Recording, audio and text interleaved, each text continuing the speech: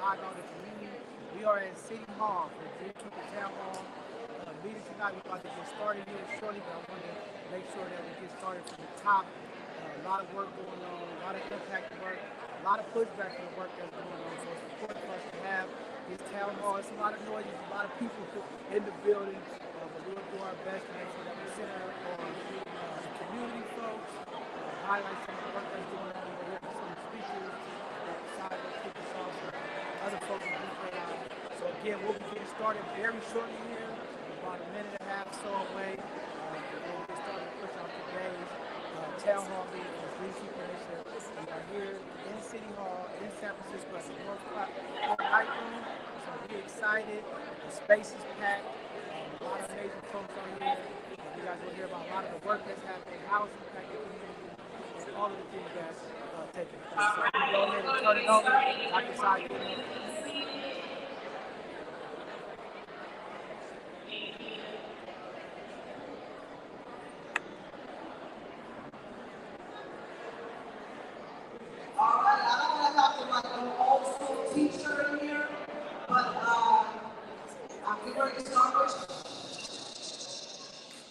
I'm going to start with the shifting.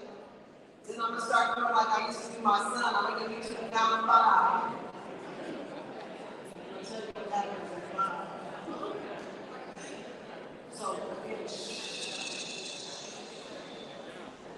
So I need people to grab their food and have a seat, because we're not going to get started until folks are quiet. I'm going to see how many folks in here that work with children. 1, 2, 3, eyes on me. Not very many of you that work with children. So the way it goes is I say 1, 2, 3, eyes on me. You say 1, 2, eyes on you. 1, 2, 3, eyes on me. 1, 2, eyes on you. Oh, very lucky. I'm real to silent karaoke, but y'all aren't paying attention. I'm getting ready to start calling names. So this is my last shush. Thank you. So first and foremost, I just want to thank everyone for being out tonight. Can you give yourselves a round of applause?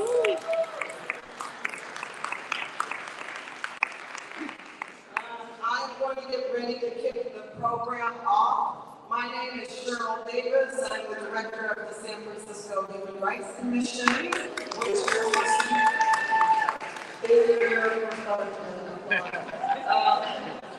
you know, I just wish I could take Chief Nicholson with me everywhere, because she is the best cheering section. So I want to start off by saying again, thank you all for being here. Second, I want to, I'm going to bring up Supervisor Walton. Yes, go ahead and come on.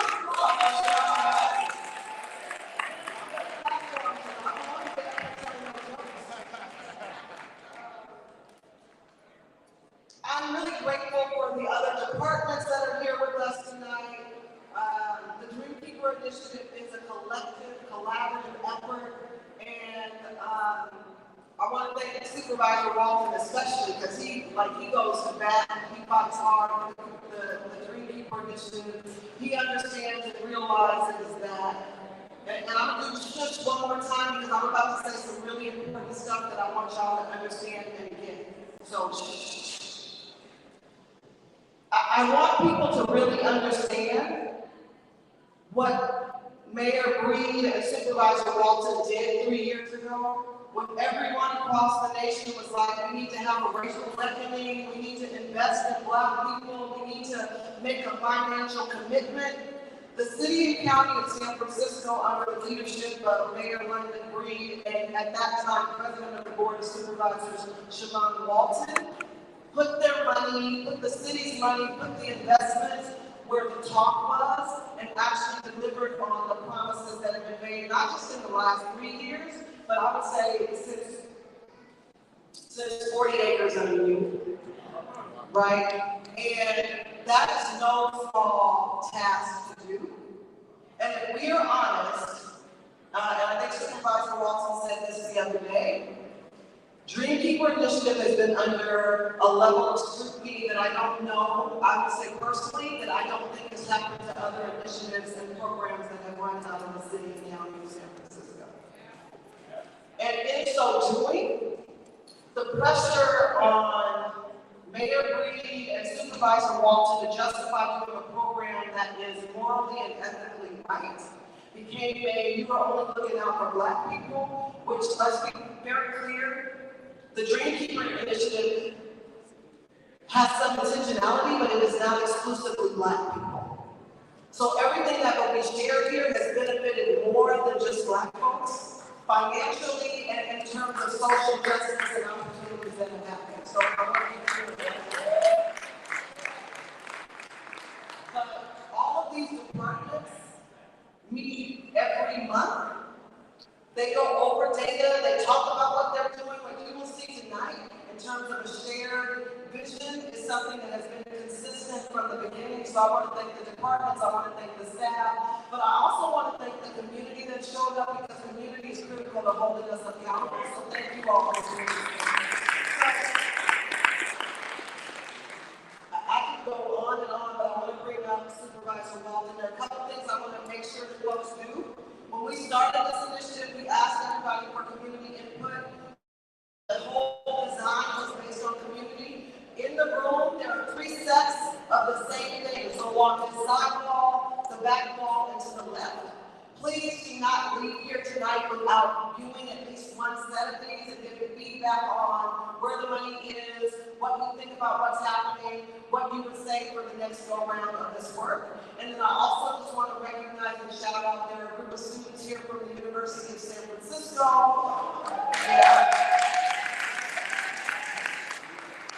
They are working on special projects, and so again, before you leave, I would ask that you visit their spaces along the side over here to give them feedback and understanding around what you think about what they're doing.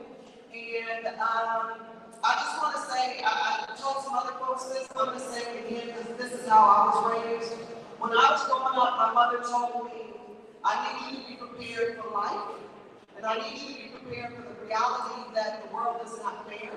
And I need you to understand that when you show up in spaces, you sometimes are going to have to do twice as much or be twice as good to be accepted, to even get half as much as somebody else.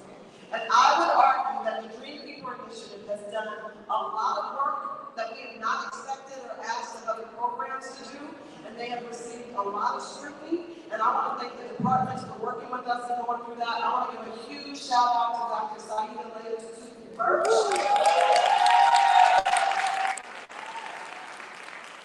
leading that work, and the whole Dreamkeeper Initiative staff that I can't remember everybody's name, but I want to call you out as a team and thank you.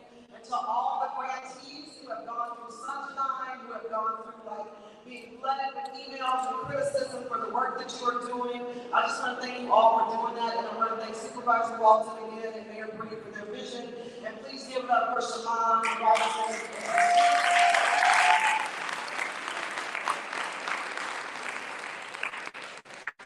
First of all, give it up to Dr. Davis. We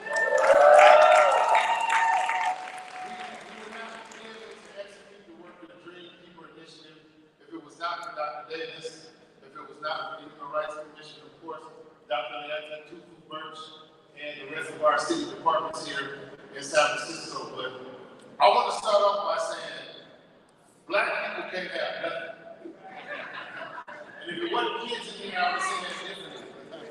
But anytime Black folks get together and do something constructive to change the course of history, to make sure that we address systemic racism, to make sure that we focus on giving Black people the opportunity to achieve and address the gaps that have existed here in San Francisco for decades, it becomes problematic. And I was looking at the word dream today, and many definitions says dreams are something you aspire to or something that happens when you go to sleep. And most dreams, how long do you think most dreams last? Most drinks last anywhere between 5 to 30 minutes, depending on what type of drinker you're on. But when we talk about the Drink Keeper Initiative, we're talking about drinks that have been a part of our history for hundreds of years. We're talking about dreams that we still work hard to accomplish and make sure our people have the opportunity to achieve right here in San Francisco. And that's what the Dream Keeper Initiative is. It's making sure that promises are kept.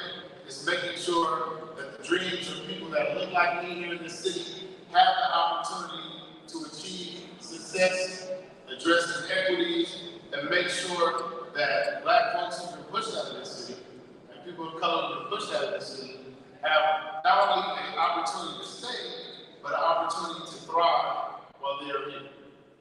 And so I'm excited to hear from our city departments about the great work that's happening in community with our nonprofit partners, with city leadership, with all our folks in the community.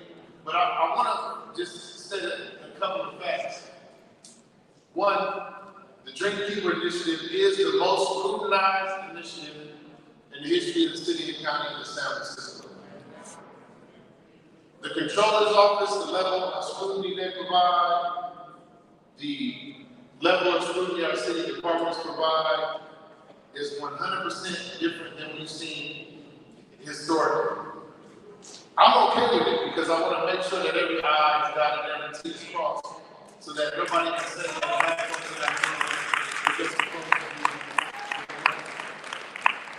So it's okay because we make sure that we do everything in proper order. Secondly, the Dream Keeper Initiative is 0.04% of the city and county of San Francisco budget. 0.04% targeted to address the systemic issues that have existed for a community in this city for a very long time. So when people run around acting like this 0.04% of the budget is taken away from anything that helps make this city thrive, it is 100% a fallacy. And when you hit people with facts, then they start making up stuff. And so that's why we have to continue to lead with facts, continue to promote how important this work is, and continue to stress the fact that 0.04% of the budget dedicated to addressing the disparities and the systemic racism and issues that have existed for a community is not nearly enough. So they think that we have enough money to do the work that we need to address those issues, but the real fact of it is this investment is 0.04% of the city and county of San Francisco budget. So as we continue to highlight the great work, as we continue to get excited about what our city is doing to make sure that we can affect change, to make sure that we can move forward, and to make sure that Black people can thrive in this city, let us remember that we have much more to do and much further to go. But I am excited to see all of you here in this room tonight. It's really not often that we see this many Black people in San Francisco in the same place. Unfortunately, we got to keep it real. But I am happy to say and excited to say that the work of the Dream Keeper Initiative is addressing those concerns and working very hard to change that dynamic. So I hope you all learned a lot today. I hope you all get a chance to network with each other and see the great work that is happening. And I want everyone to understand how serious this work is, because a lot of folks in the community, sometimes I don't think people really understand how serious this work is. And I'm talking about my own people.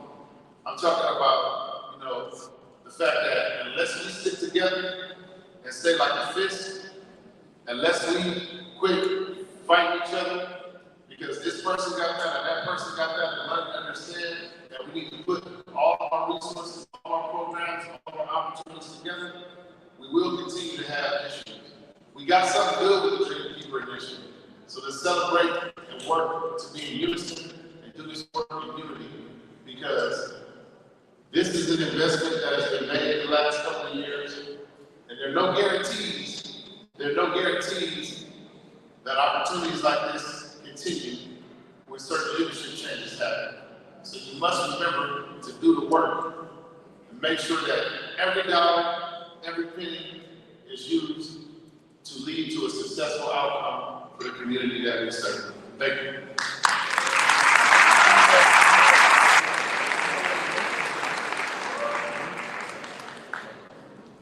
I almost said the D word, but man, I looked up. I didn't see all y'all back here.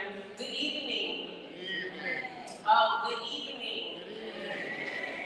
My name is Dr. Saida Birch, and I have the honor of serving as the director of the Dreamkeeper Initiative with the San Francisco Human Rights Commission. I just want to do a quick engagement activity with y'all because there have been a lot of things said about the initiative. By a show of hands, let me know if you have ever experienced joy as a result of attending a Dreamkeeper Initiative event. By a show of hands. By a show of hands, let me see if you've ever benefited economically as a result of DKI, whether that's get a grant, start a business, get a home loan. By a show of hands, do you feel, let me know if you feel safe in this space. By a show of hands, let me know if you or someone you know has benefited educationally as a result of DKI. Then what I was charged to do is working. So the Dreamkeeper Initiative is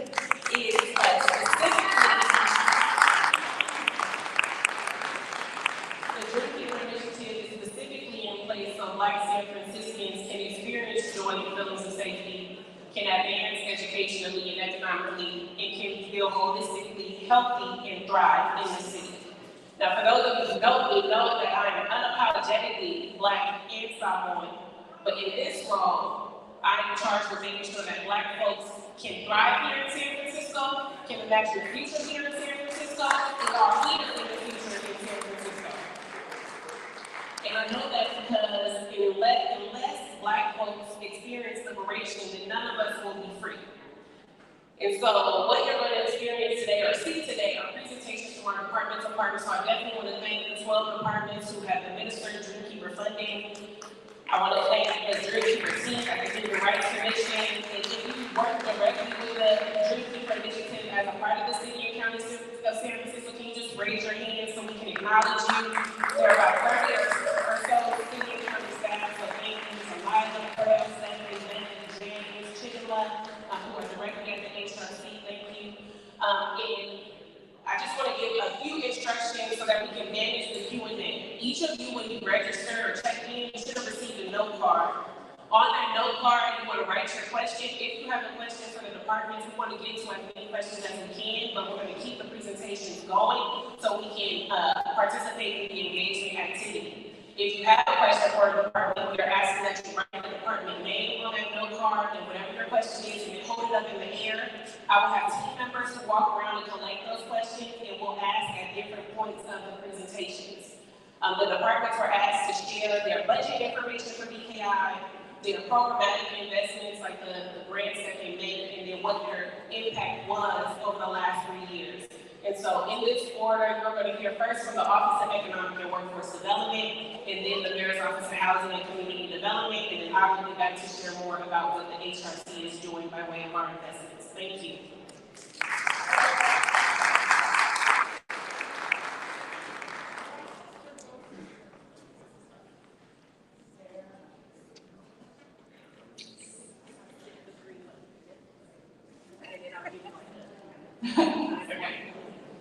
Hi everyone, my name is Sarah Dennis-Phillips with the Office of Economic and Workforce Development. I'm humbled to follow in the leadership of Supervisor Walton, of Dr. Davis, and of Dr. Sai. And I'm here to represent really the great work of an amazing team at OEWB who works on our Dreamkeeper initiative and furthers all of the work that is the reason we're here today. OEWB's mission is to create a thriving and resilient economy where barriers to opportunity are removed and prosperity is shared by all. The Dreamkeeper mission is core to that mission of shared prosperity.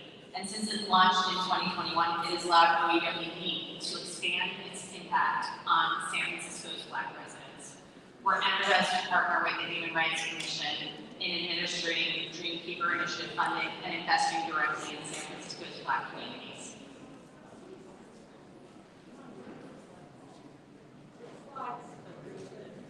Do it point it somewhere? Point it this way. There you go. Thank you. Sorry, guys. All right. So OEWD receives over $20 million annually to put back out into Dreamkeeper Initiative investment. That work falls in 2 key divisions of OEWD. Our Workforce Development Division, led by Jen Howell, who is here with us tonight, and Chad Houston, trains and connects San Franciscans to sustainable jobs with growth opportunities. DKI funding of over $11.7 million has allowed OEWD to invest directly into African American communities through the Arts, Education, and Career Pathways initiative that we have underway. We've got art programs that support both the individual artists and the community. We have our Community Research Institute, which is a partnership with the University of San Francisco, City College, and Collective Impact. We have a number of educational pathways to careers that are offering both stability and advancement, and our workforce team also provides worker training in growing industries.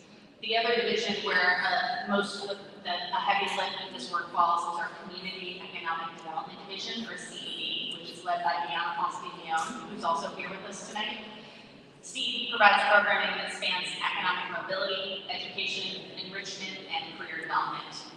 They have annually over $8.7 million, and that funding supports small business support and stabilization, resource hubs out in our communities, neighborhood events, and then direct capital for businesses.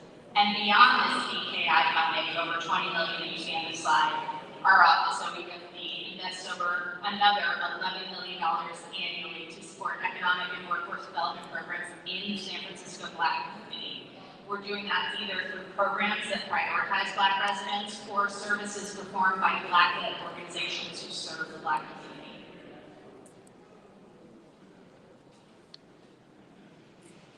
So our Community Economic Development Program funds 21 partner organizations who help Black and African American entrepreneurs start and grow their businesses in San Francisco. Their small business stabilization programs get Black-owned businesses directly into commercial storefronts. Our small business assistance and resource hubs provide culturally competent technical assistance like one-on-one counseling with business coaches. Our business capital programs provide direct funds to small businesses so they can start or grow. And our neighborhood event work both serves the broader community with Black celebrations while providing Black entrepreneurs with vending opportunities and a market spotlight at those events. Our workforce division works in collaboration with 18 community-based organizations to run a number of programs. Our partnerships train individual Black artists on business practices that can help generate household income. They serve the broader community with arts platforms where Black creatives can showcase visual art, theater, dance, and music. They created the Community Research Institute, which is an educational partnership that offers multi-semester Afrocentric coursework and anti-racist work. They provide educational pathways to ensure post-secondary education completion for Black San Franciscans. They provide employment opportunities in the healthcare sector, occupations such as emergency medical technicians and mental health professionals.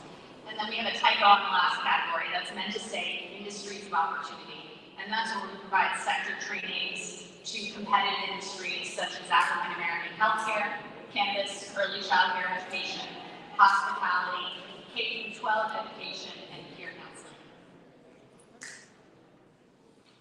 So what is the impact been? Over the past 2 years, through the summer of 2023, the Dreamkeeper Initiative programs within our Community Economic Development Division have funded over 350 entrepreneurs through programs like Ed to Action Sell Black, which helps Black businesses build their online presence, through SFHRC's Mine and My Own Black-owned business, where they train startup businesses and entrepreneurs. And we've also supported direct payments to trainees and students through the Tax and Treasury Department to ensure that community members can pursue their entrepreneurial and career aspirations with without barriers.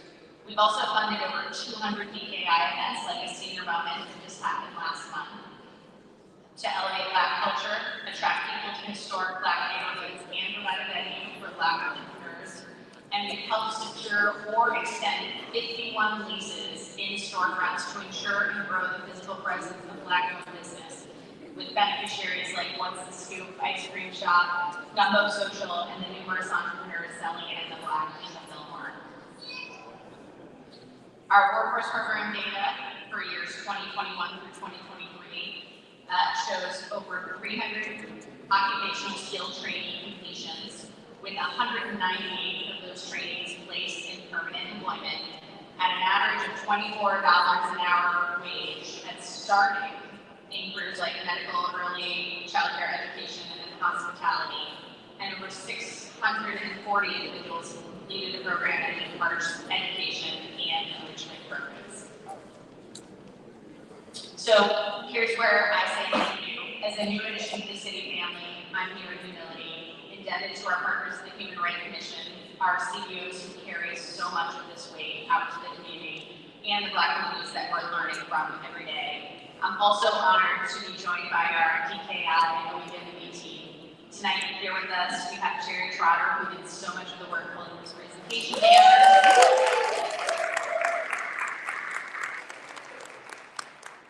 We have our DKI program staff, including Larry McClendon,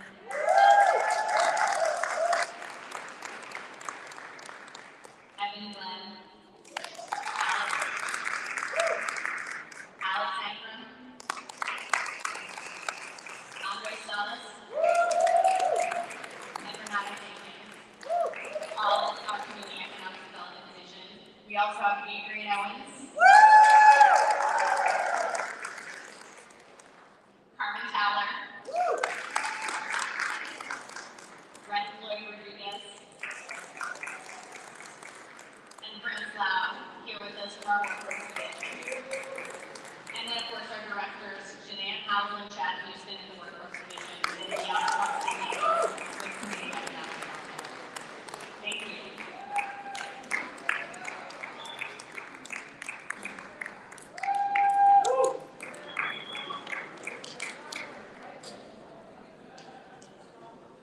Good evening, my name is Eric Shaw. I'm the director of the San Francisco Mayor's Office of Housing and Community Development. And I am very excited to be here. I have the fortune to be through the initial conversations with Dr. Tsai, Dr. Davis around how we can really center investments in Black home ownership and Black community development as part of this initiative. And I'm very excited to share with you, Black leadership as well, share with you some of the investment that we've made. We centered our commitments in a number of areas. I know that we are very tech savvy here, but the big things were that we were staffing and affirming, staffing and investing in African American spaces, that we were actively supporting Black home ownership, that we would continue to advance culturally competent communications and responsive communications by the office. And then in addition to that, to build an ecosystem of Black developers working within San Francisco to help us build the more than 12,000 units of affordable housing that we have within our pipeline. I am proud to say that most of you made an initial $500,000 investment in program development, and to date has expended $24,698,205 in supporting two critical programs.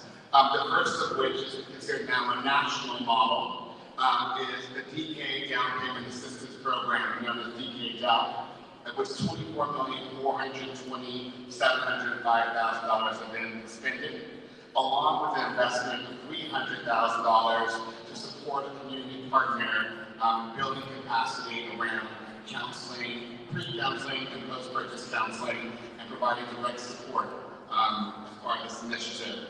In addition to that, we have the Senior Home Rehabilitation Program with $825,000, which also includes an investment with a group called Rebuilding Together that is providing the construction management and support for our seniors as they get resources to rehabilitate their houses. Now, I'm really excited about this number here. I want to thank once again Dr. Sai and Director Davis on this number. To date, we have created 39 new Black homeowners in San Francisco.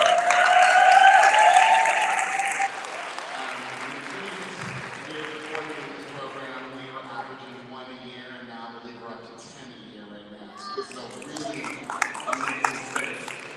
In addition to that, we have another 100 that have been engaged within our pipeline that get the resources and training needed to go and purchase a house.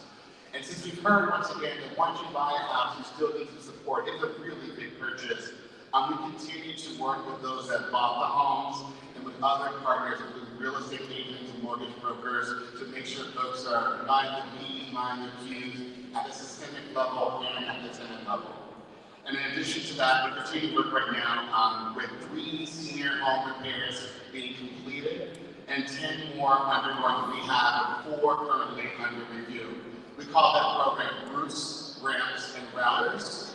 We ensure that we are making buildings accessible, fixing major spaces, and also adding UGI. In addition to that, also accessibility, major repairs, and then also big estate planning to make sure folks can pass on the asset. In addition to that, we've been able to secure other. All right. In addition to that, we were able to get resources. The San Francisco Foundation $200,000 to start a program for Black and brown developers to do work within San Francisco. And I'm proud to say that we have a commitment from you Alive that we have a permanent program that's now a national model. And in addition to this, is actually a really big deal. We have now provided financing for a project at 3300 Mission, which is our first all-Black principal development team within San Francisco.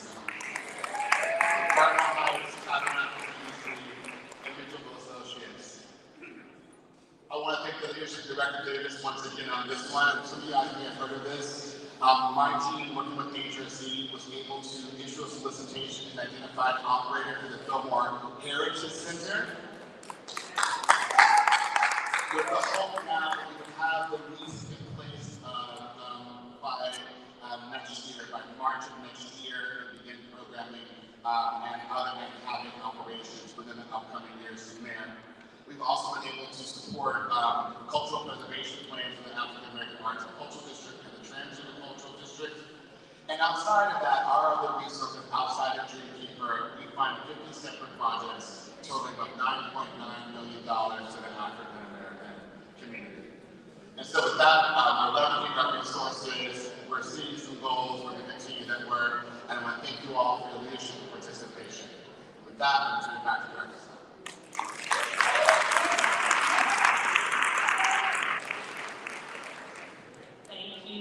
Director Shaw. So as a reminder, if you have questions in the audience, you can go ahead and write those questions down on the note card and hold the note card up, and we will have staff members or team members, collect them so we can address them with the departments if they are still in attendance. So I am bringing before you information from the Human Rights Commission. In addition to being the lead department for the Dreamkeeper Initiative and the facilitating department, we also are a grant-making entity for the initiative.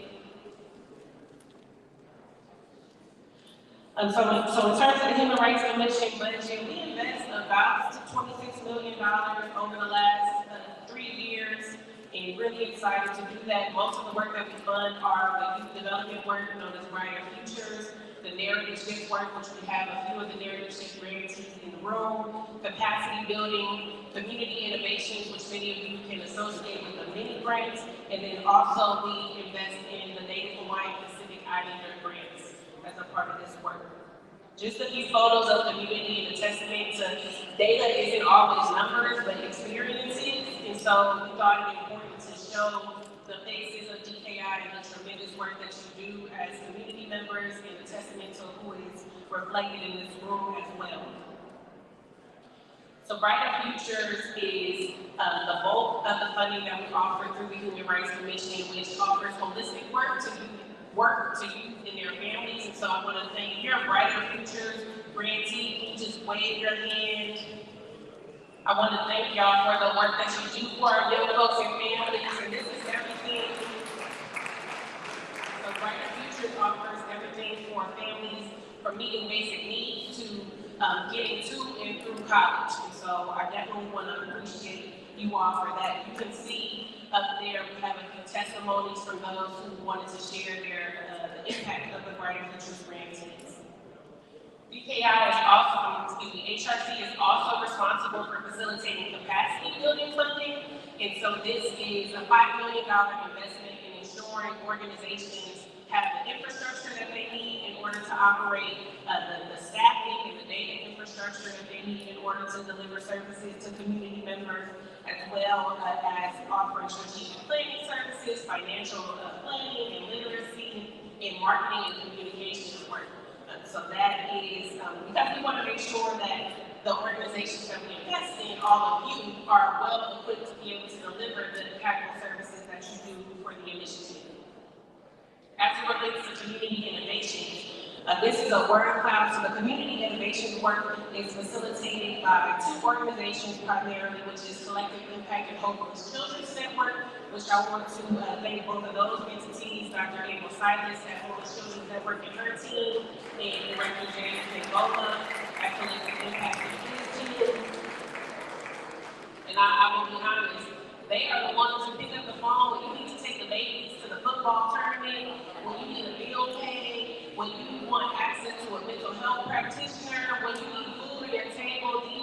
They work tirelessly to answer the call to get money directly from organizations to the hands of communities. And so these mini grants have been so impactful, and that is what's represented in this word cloud. You can see that the largest word is food, which means that these mini grants are being used to meet basic needs, so that community can have access to meals. In addition, the community, and as it relates to community engagement, one of the things that I was charged with and that we wanted to remain committed to is that as a government entity, we know the harm that government has caused onto our community. And so Director Davis was very affirmative in saying, with the Dreamkeeper Initiative, we need to remain accountable. And so we facilitate monthly community spaces.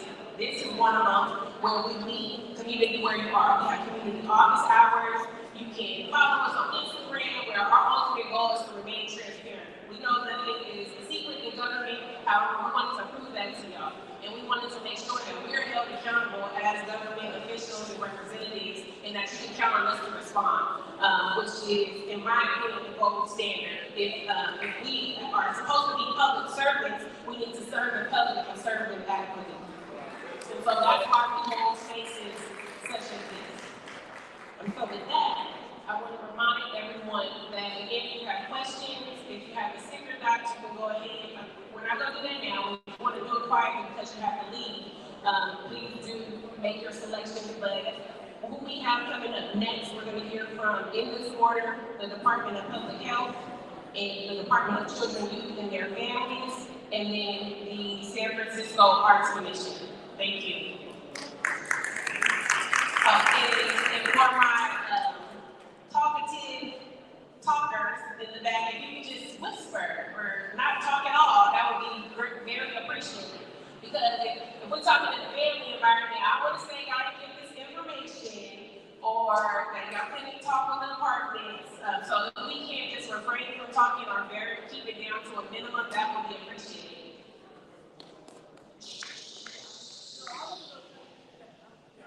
I told you to say shush. I also just want to, the main reason why I want folks to be attentive, and because Dr. Simon just said, I want to recognize and acknowledge, like, the director of the Mayor's Office of Housing and Community Development is here himself. The director of the Office of Economic and Workforce Development is here herself.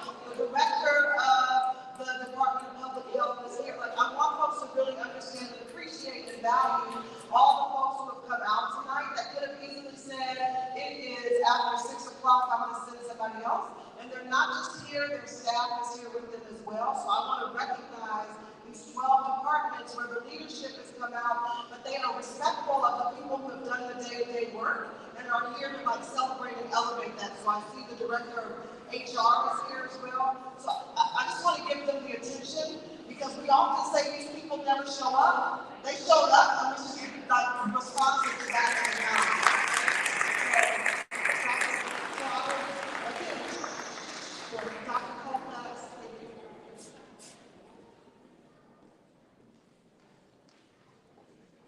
Thank you, Dr.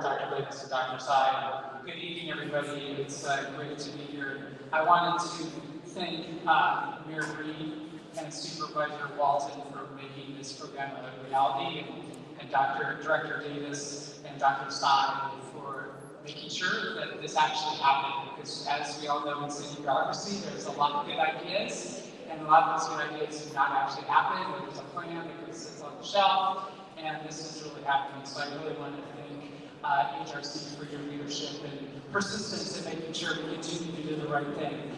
I also wanted to acknowledge our Deputy Director of Public Health, Dr. Nandina Mama, and our Director of Office of Deputy and those who are here tonight.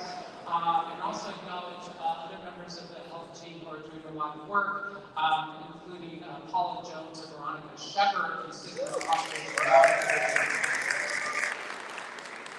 So the vision that San Francisco Department of Public Health has is to make San Francisco the healthiest place on earth.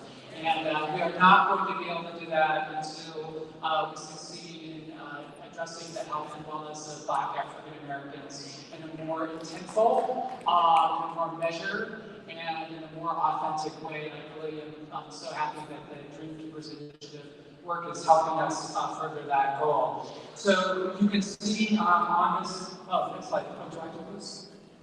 Oh, really bad? Okay. Let me see.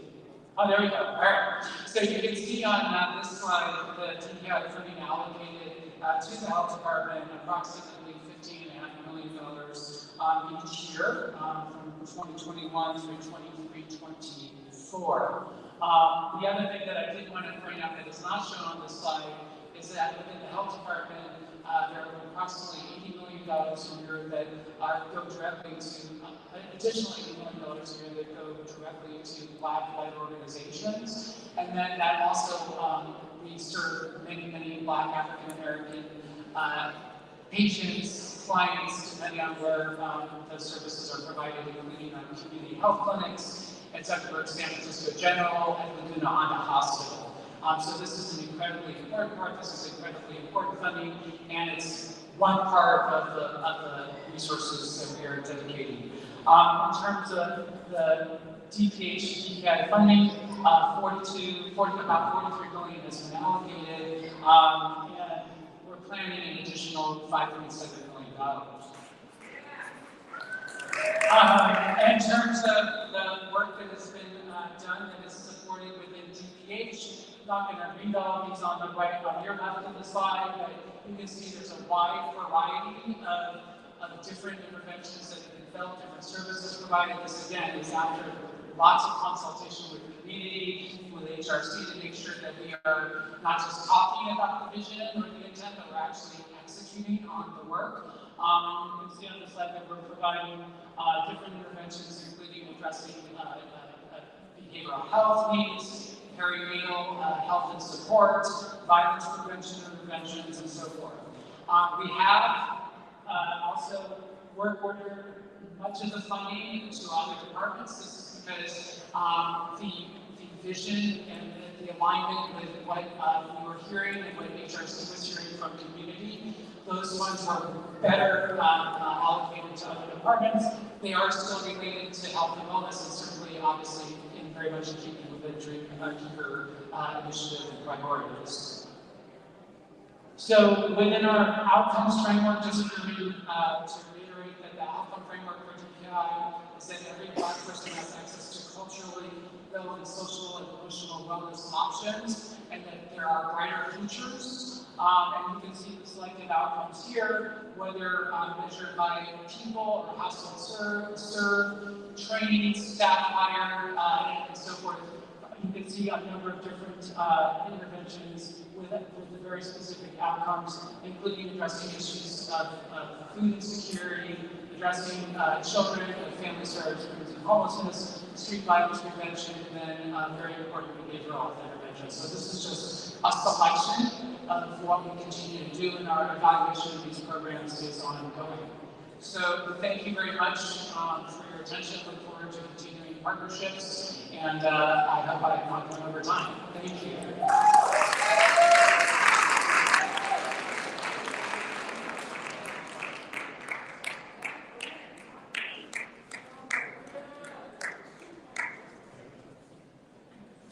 Still taller than me. Good evening, everyone. My name is Maria Sue. I'm the director for the Department of Children, Youth, and Their Families.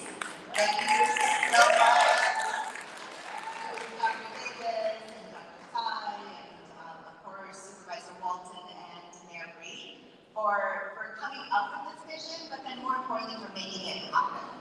I think we hear over and over again that San Francisco always has great ideas because we have fantastic people who live and work here. What we don't have is tolerance to get things done. And I think what Dr. Davis has proven is that we can get things done when we do it together. So thank you so much for bringing us together. Thank you for San Francisco. Should be known as a city that will and can get the hardest things done, like this initiative. I am super grateful to be joined by our Director of Programs and Grants, Sharice Dorsey-Smith in the back, as well as our Chief Financial Officer, Heidi Burgage, also here somewhere.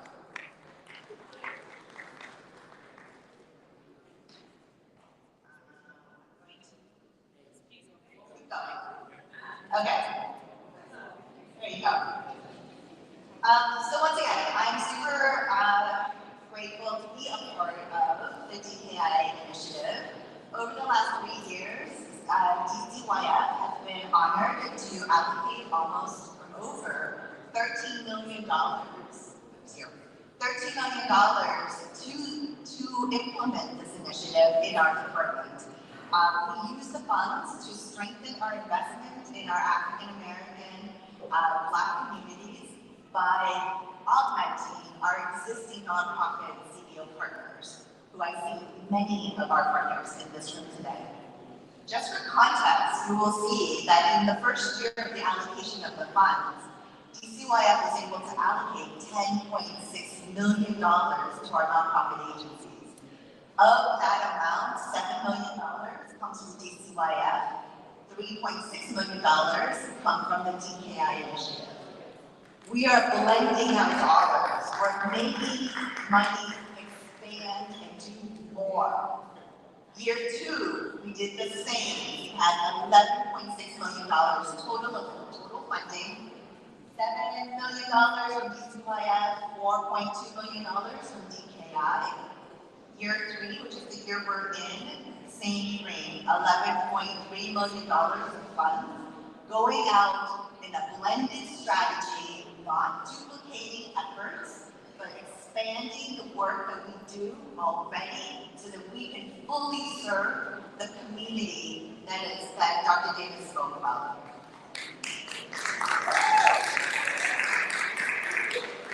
Not only that, but within our own department, we have allocated almost $9 million that is specifically targeted for our African American and Black communities.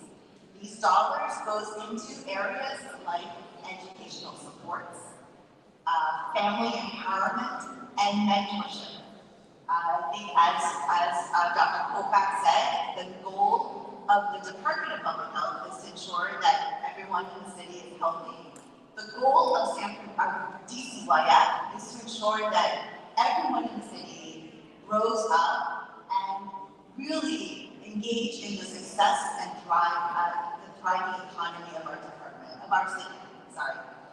You can see here the breakdown of those funds.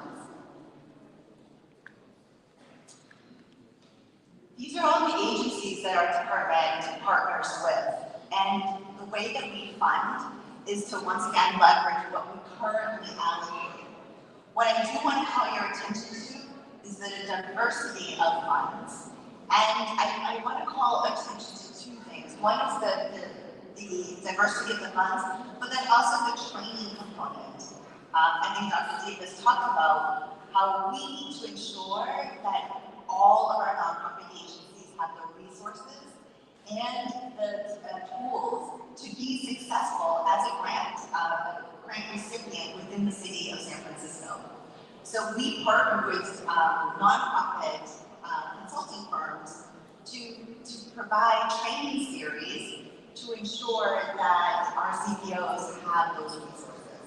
I want to call your attention to the Education for Equity, which hosted a series of educating the Black child, as well as Flourish Agenda, that provided training that was focused on healing tools and methodologies that was focused on African American young people. And the CPOs that DCYF partnered with in this effort really focused around three core areas. One is to strengthen and enhance the Brighter Futures initiative that Dr. Sai spoke of. The second is to support the education and enrichment programs and services that our young people need. That means that they go into our nonprofit agencies, they deepen the work within our nonprofit agencies. They go into our schools to make sure that our young people have all the resources they need to be successful. And then finally, we have CPO partners that provide mini grants to other nonprofits, as well as key leaders within the city.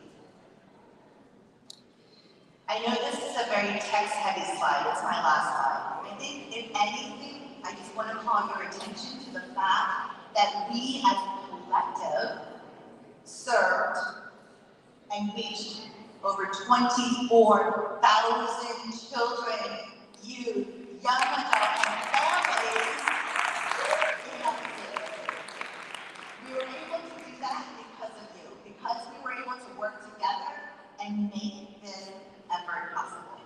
Thank you so much, and I look forward to any questions.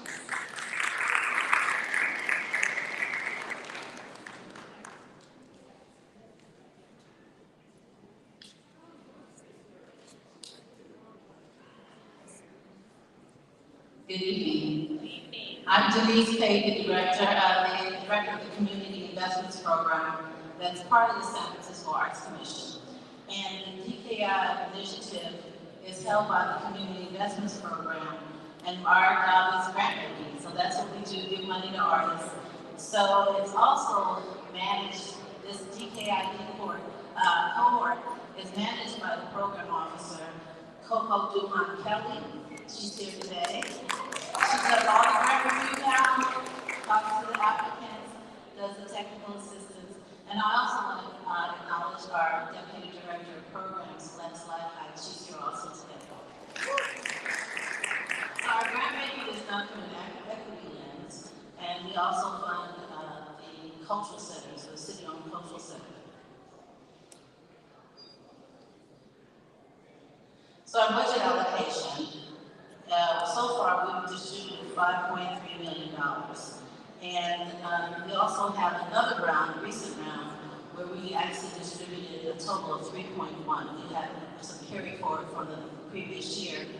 And our allocation is 2.1 million. Small number, but made deep impact by serving 4 grantees. And instead of giving a lot of people little grants, we served them deeply. So we had 4 grantees, and our goals were to increase the number of cultural spaces by and for Black people, increase the number of Black artists and producers and creatives that contribute to San Francisco's arts and culture, and to provide stabilization to grow resources for organizations and artists. And though we have numbers only tell part of the story. Testimonials are really important to us. There was one particular grantee, it's listed as one grantee, but he served 4 organizations.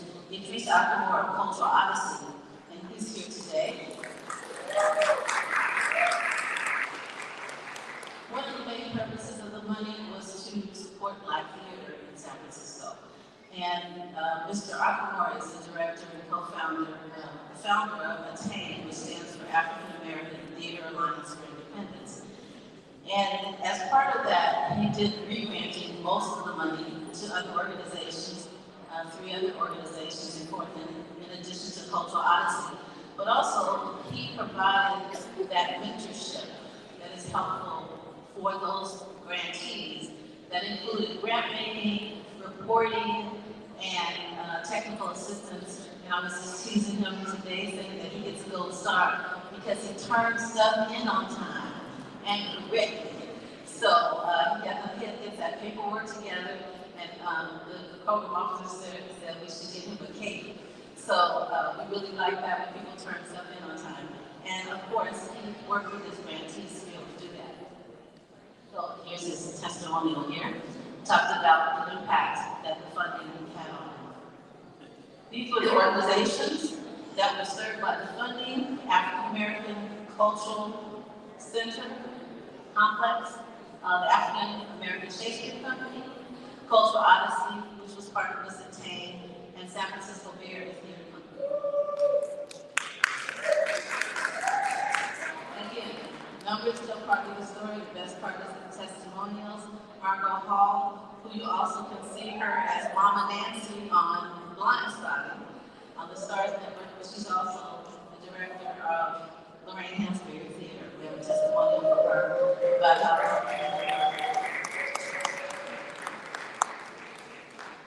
Okay, here's the numbers. We activated 10 spaces, and this is an unduplicated number.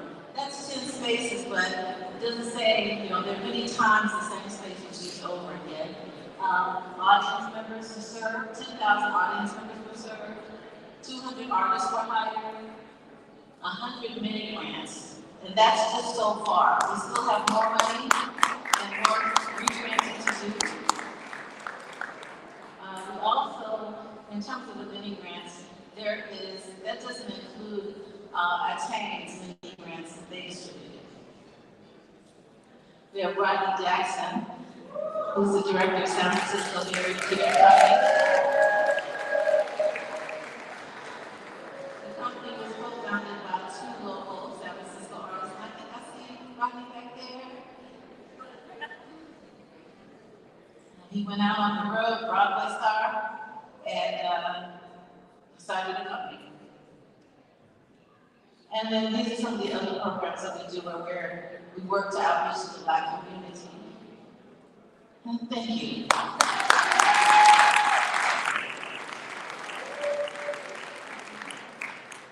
Thank you, Denise. Okay, so we are entering the home stretch. I just wanted to call out, because it didn't show up on the screen, but the Arts Commission has distributed a total of $425,000 in mini grants, because that did not show up.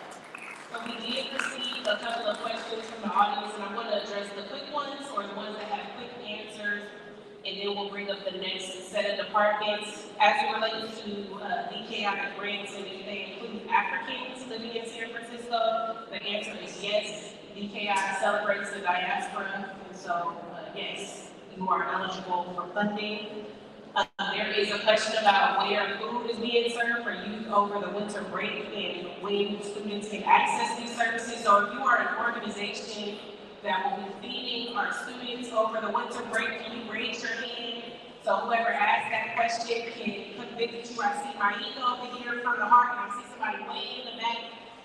They are feeding students over winter break, so you can speak to them about that.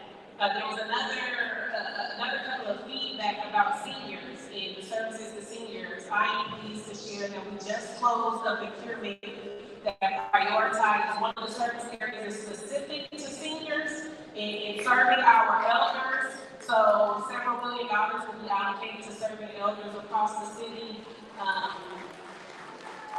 And I want to shout any of the organizations out in the room, but if you work with seniors, you know who you are. So we're in that review process now, but we do honor our elders. As it relates to LGBT communities, absolutely, we know the intersection of Black folks. And so there's actually a poster dedicated to the current investments that we make for the Black LGBT community. And so we want to hear your feedback. If this is an area that you want to prioritize, we honor that, and you want to prioritize it as well. So go ahead and use your stickers to prioritize those funding investments, as well as to provide feedback on how we can do better to serve the community. And so with that, keep the questions coming in, you have them, we're collecting them, but the next set of departments we'll hear from in this order is the Department of Early Childhood, the Fire Department, and Adult Probation. I am going to ask that we keep them to a few minutes, 5 minutes, and I'll give timekeeper up here. Thank you, welcome to you.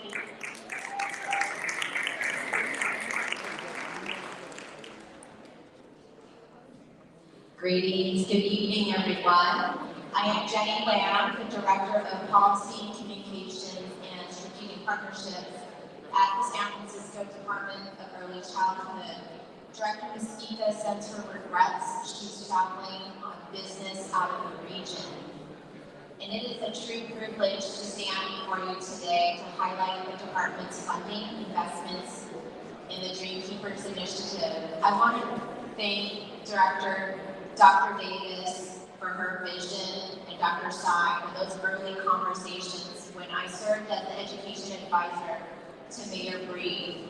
And we were designing components to the Dream Keepers Initiative, and to see it now from vision to reality is very exciting. I wanted to highlight that the Dream Keepers Initiative is an endeavor that strongly aligns with the core values and vision of our department. At the heart of our mission lies our commitment to equity, inclusion, and racial justice.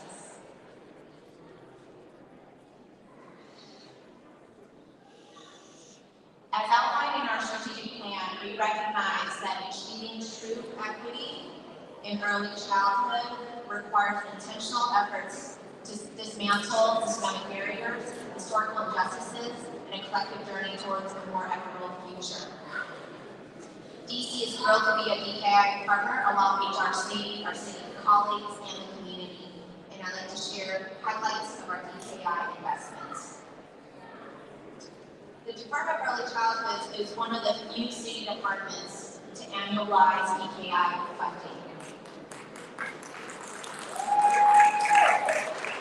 Starting this year, DEC is providing more than $1.9 million to support efforts to develop and increase the number of Black educators in the field.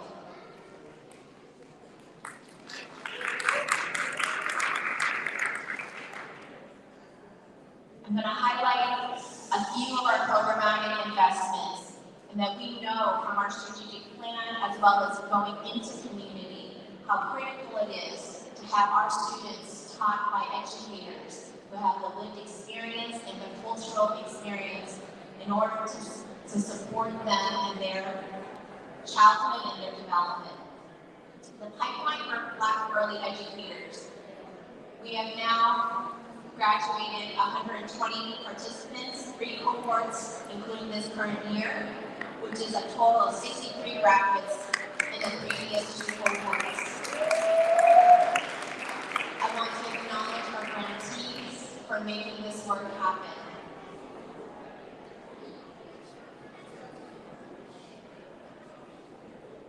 Okay, y'all, you all in the back. Bring it down. Yeah, you put the hand up.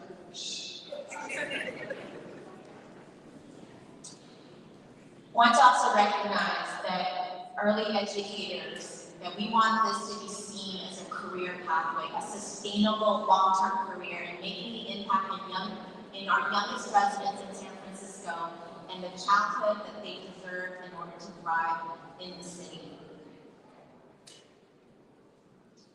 We also have the ECE Early Care and Education Business Incubator programs that we partner with Office of Economic and Workforce Development.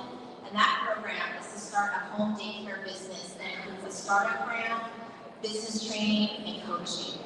28 Dream Keepers participants registered for the emergency response planning for family and child care and home office mini grants, as well as 12 hours of entrepreneurship training, in order to be eligible to apply for the OEWD's Business Training Grant. Next is the Black Early Educators Policy Council. And this council is made up of 22 community members who came together around over multiple years to really hone in on what are the policy recommendations that the city needs to consider in order to make the systemic changes for early educators serving Black students and families.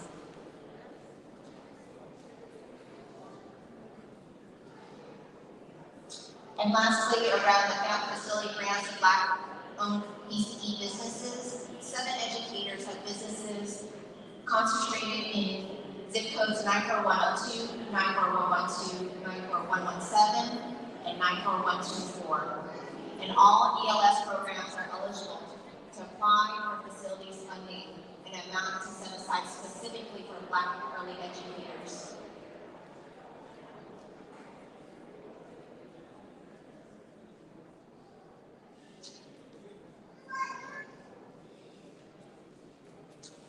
I want to close up with the Department of Early Childhood is just getting started. We are your newest city department that was a merger between the Office of Early Care and Education and First Five San Francisco. We have historical investments going to early child care and childhood in San Francisco.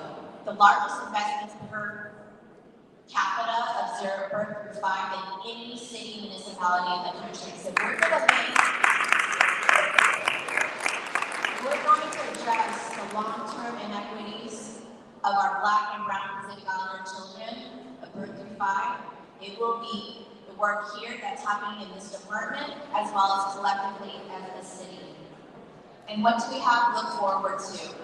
In this coming year, we're investing $10 million over the next 2 years around our early educators and workforce investments.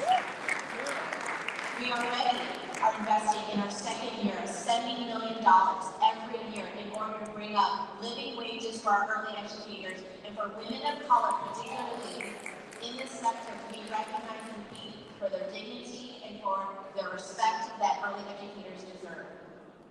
And we are also looking forward to partnering with HRC around growing capacity building for Black-led organizations. We're looking forward to those details in the coming years. So thank you so much, and look forward to future partnerships and questions.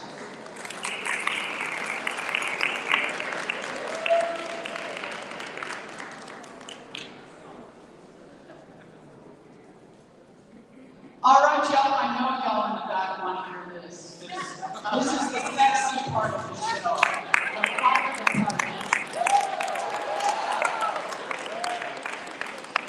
Hi, everyone. I am your San Francisco Fire Chief, Steve Nicholson, and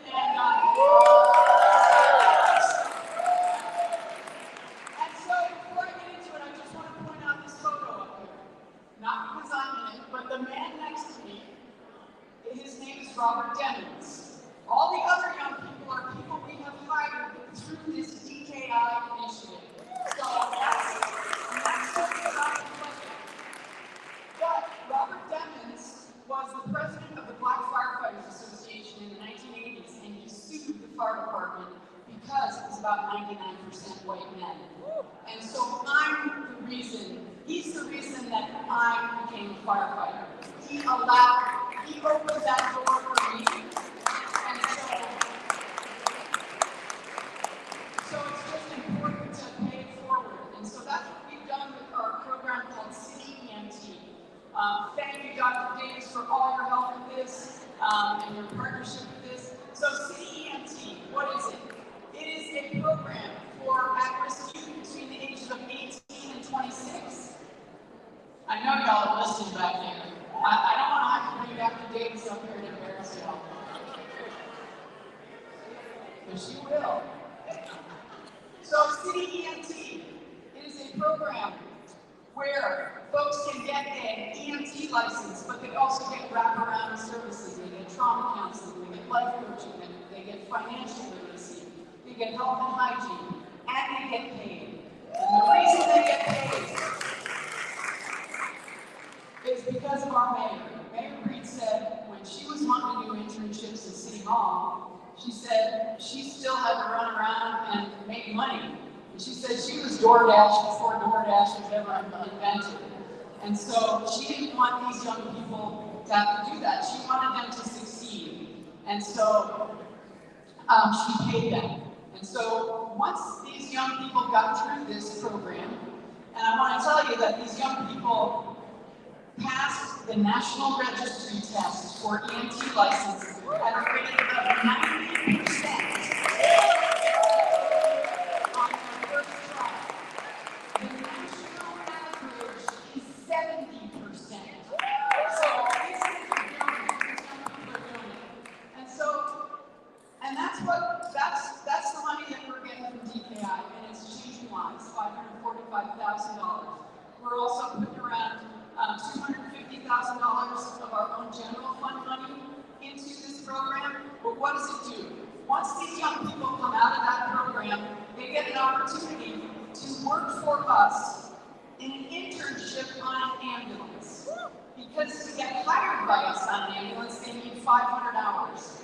So that's what we do. We get them 500 hours paid internship on an ambulance serving their communities. So thus far, we have put 44 people through those internships, and out of those 44 people, we have hired permanent, full-time, 16 young people at average full-time jobs in the San Francisco Fire Department, and 12 more are in the pipeline going through the process to get hired to either be an EMT on an ambulance or a firefighter on a fire engine or a fire truck. And the doctor over here is telling me about 2 minutes, so let's wrap it up. So anyways, these young people are doing the work, they are representing their communities, and I remember when I came in, and for many years, there were not people that looked like these kids on our ambulances, and I thought that was really important to have. And so that's what we have now, and we're also looking to do a paramedic program. And so that's just the next step up for these young people, because the EMTs are the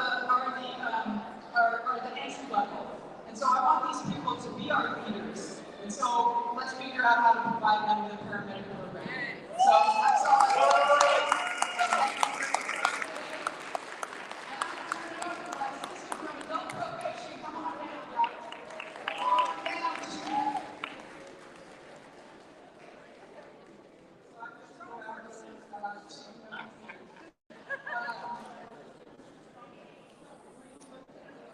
So good afternoon, evening. Thank you everyone for being in there. My name is Giselle Tulloch. I'm the chief of San Francisco Adult Probation Department. Thank you, Mayor Green, Supervisor Walton, Director Davis, and Dr. Scott for having us here today.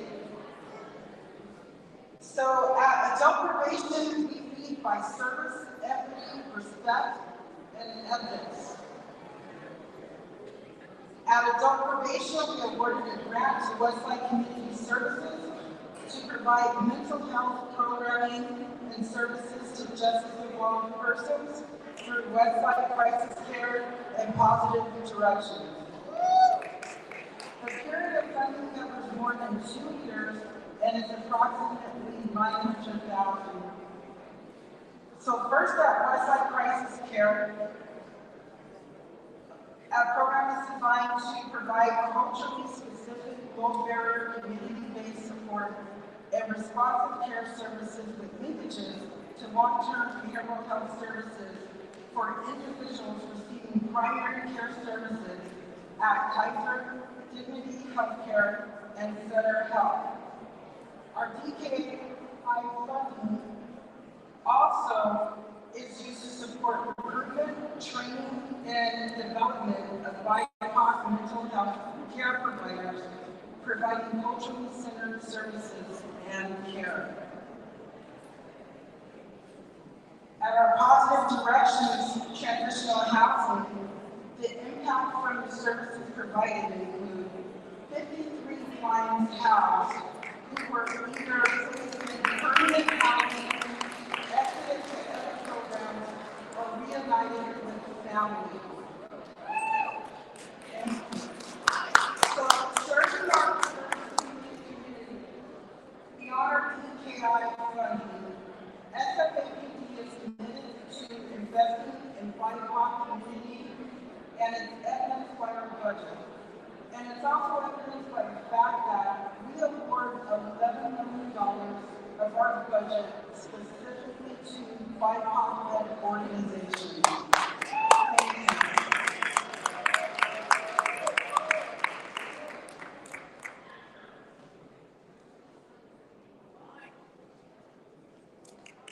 All right, so we are really in the home stretch. I just want to do a quick kind of attention getter, and I love our culture because we know it's in our culture to greet each other, right? And when we walk into the room and we see somebody we love, we just want to love on them.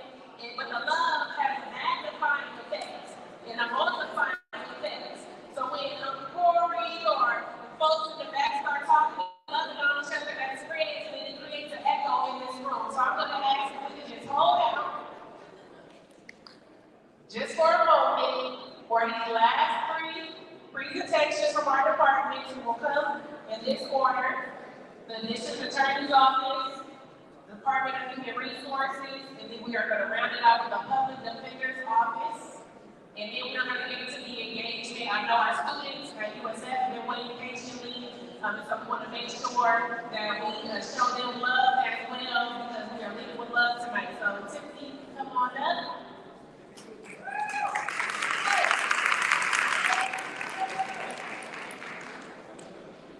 Good evening, everyone, and I know how to follow the rules, so I have about 3 to 5 minutes. First of all, my name is Tiffany Sutton. I am the chief over our collaborative justice and our juvenile division at the DA's office, and I'm just happy to be here this evening with you all tonight to share the DA's vision around working with our youth and young adults and how DKI has helped to support us with that. I will start off by saying that traditionally the District Attorney's Office has focused on creating collaborative type of programs, court-related programs. But this year, we are focused on intentionally working with our youth and young adults by starting a new young adult youth service division. So I just wanted to highlight and acknowledge that. And with that, DKI saw the vision, and so our funding is a little different in terms of working with our youth and young adults. What we do know, which Dr. Davis firmly tells us all the time, is when you bring youth to the table, you have to bring something to them. You have to engage them. You have to spark their minds and get them to want to engage with you in a way. And so with that,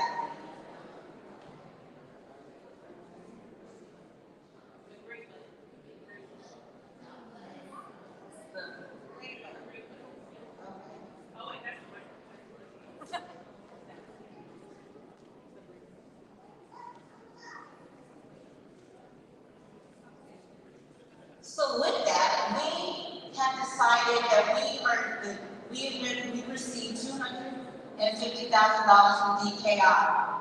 We are going to take over, for the next 2 years, over 40 to 50 individuals back to the South, to a trip called Sojourn to the Past, and this is where we engage with civil rights leaders, and we learn about social justices and how law intersected with civil rights and what came about. With that, we want to engage our young people to come to the table, to the DA's office, to help us think about policy, to help us engage in social justice. We can't talk about criminal justice reform without having our young people at the table to help us think through those issues. So with that, we want to engage them. We want to take them on this trip so that we can then come back and talk to them about policy and the way that we can change and make our criminal justice system better, fair, and equitable. And so with that, DKI has provided us with seed money to be able to take students and engage them in a way so that when they come back, they can sit at the table and inform and talk to us about what the criminal justice system should so with that, we are prioritizing African American students. This is a civil rights trip, and if you're between the ages of 15 to 24, a resident of San Francisco, please do apply. We just recently received this money, so we will start, the trip will be in April of next year, 2024, and then another trip in 2025. And so with that, the social impact that we hope to see is to, one, educate our young people on historically how the law has affected people of color, and then come back and see what we can do working together collectively to look at criminal justice reform. And so with that, I want to thank DKI for supporting the vision and allowing us to work with our young people.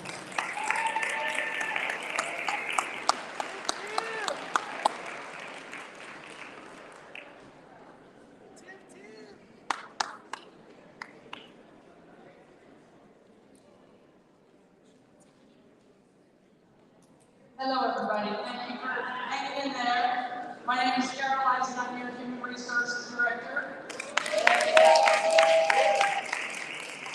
I just want to thank the Human Rights Commission and Director Davis for her collaboration and partnership with our whole Department of Human Resources, helping us rethink what our future is going to be and how we're going to make it a more welcome place for everybody to come and work for the city and consider a career here. And for Dr. Davis, for me personally, and for the leadership. And she, just so everybody in this room knows, she's had a wide-reaching impact on the executive leadership of the city just by providing her guidance and insights to many of us, including me. So I want to thank her for that. We had a simple job, and I think we've done it well, and we're going to keep doing it. We were given about $200,000 to hire Monique August, who's in the audience with us. Stand up, Monique, please. And Monique's job under the leadership of Walton here, and you know her, recently promoted to our Assistant Director of Workforce Development. We're very excited about that. Portia, Monique had the job of assisting our city departments in hiring 30 people to come and support the Dream Keepers Initiative. I think many of you are in the room tonight. You're here, and you all want that Dream Keepers who are city employees. Please stand up. I know you're here. Come on, everybody.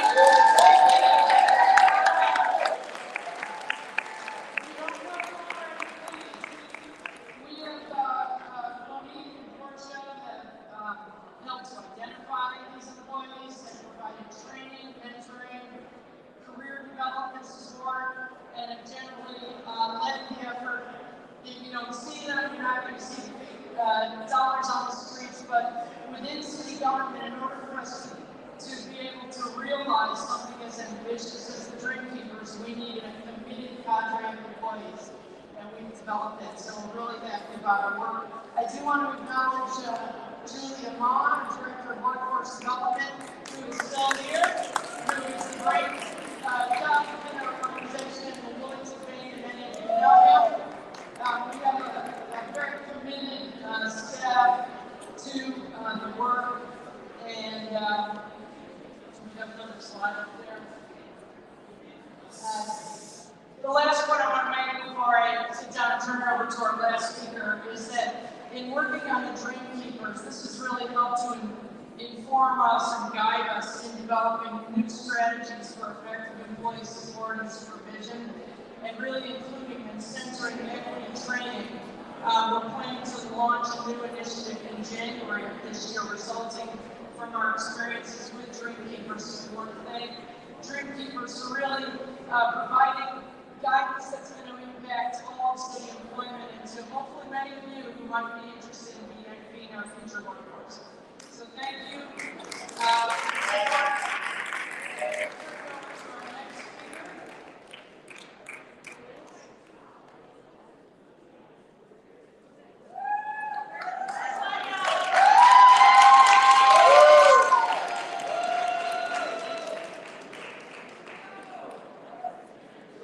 Thank you all. It's beautiful to be in this space today.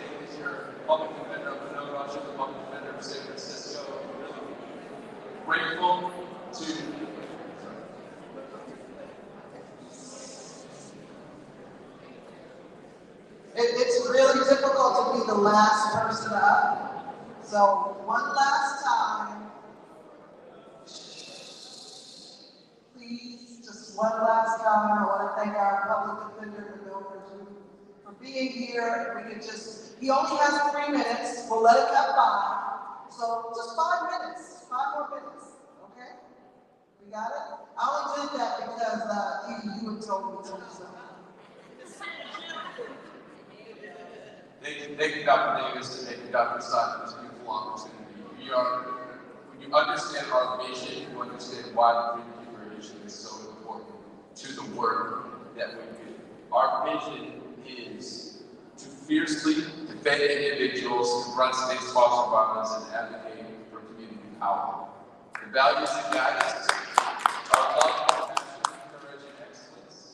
Because we know that when we fiercely defend individuals, confront state-sponsored violence, and advocate for community power, our communities are better able to resist injustice and fight for self-determination and freedom. And the vision we're looking for is a world where not some of humanity, but collective humanity is cherished. Right? And the symbol in which kids see is greater than one, because we work collectively.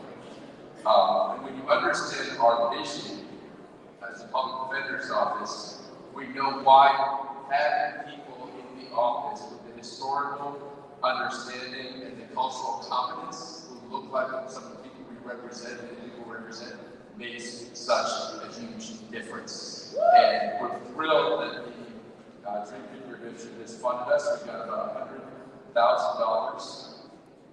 And we've started the internship program in the office where we have an attorney, a post-bar fellow, 8 law school, undergraduate students that are being funded through $90,000 of DKI.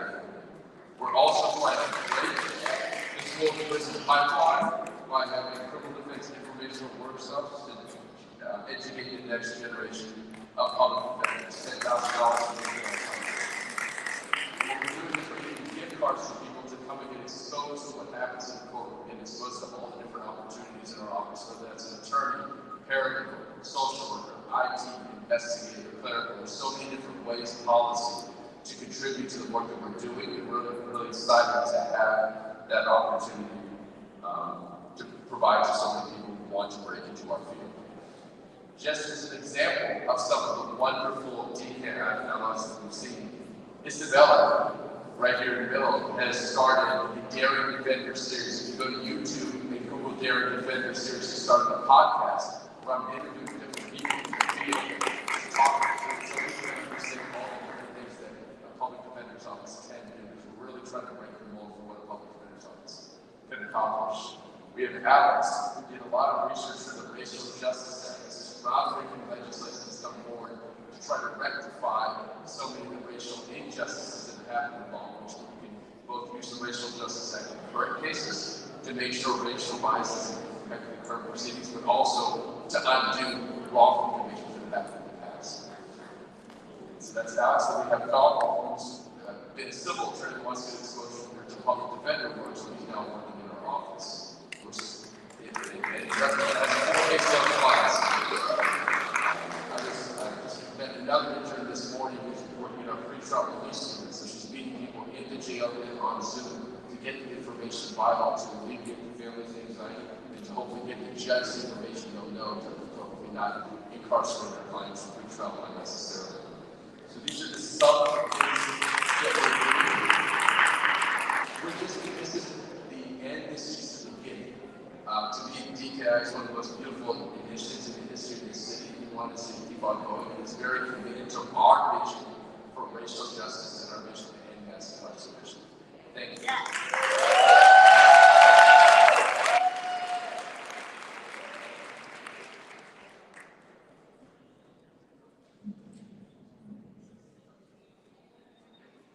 And I'm listening to across my amazing chief of staff here.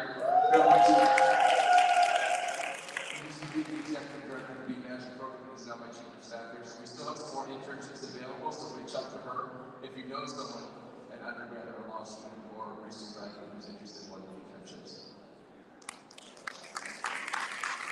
Thank you. I want to thank all of the departmental partners who stayed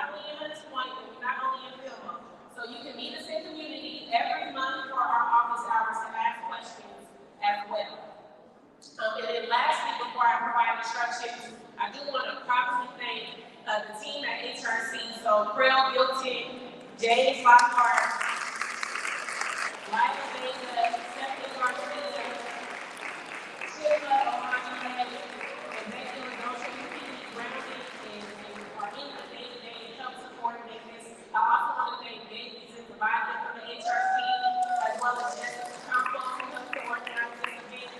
If I miss you, strike to my head, that's my heart. All right, now is where y'all get to tell us what to do, which y'all have already started. There are posters around the room. There are 3 sets of the same poster, so you can either pick near the restrooms, over here against the wall, or in the back of the room. There, and you should have stickers. The stickers are used next to each investment or next to each line. You want to know what you want to prioritize DKI to keep funding. What you want us to keep investing in. If something is missing, tell the staff person next there, we can write it down on the poster paper on the wall. If something is like, nah, that need to work, don't put your sticker next to it. And so this is going to help us inform the next budget allocation. So we want to make sure that we get it right. We're 3 years in, then we get it right with what you told us back in 2020. And then also, I think if you have any questions or feedback, you can just write those directly on the paper. And then the last thing, I want to make sure, so our USF students who stay, they are doing their capstone projects. They'll be along this side on the bar. We want you to hear what they've been working on. These are young, brilliant minds. Go down, by the way, so we want you to listen to their presentation, provide their feedback, learn what they're doing at USF as a part of their activism course, and then after you do that, you can say you can go home or you can do whatever you do on Wednesday night. Thank y'all for showing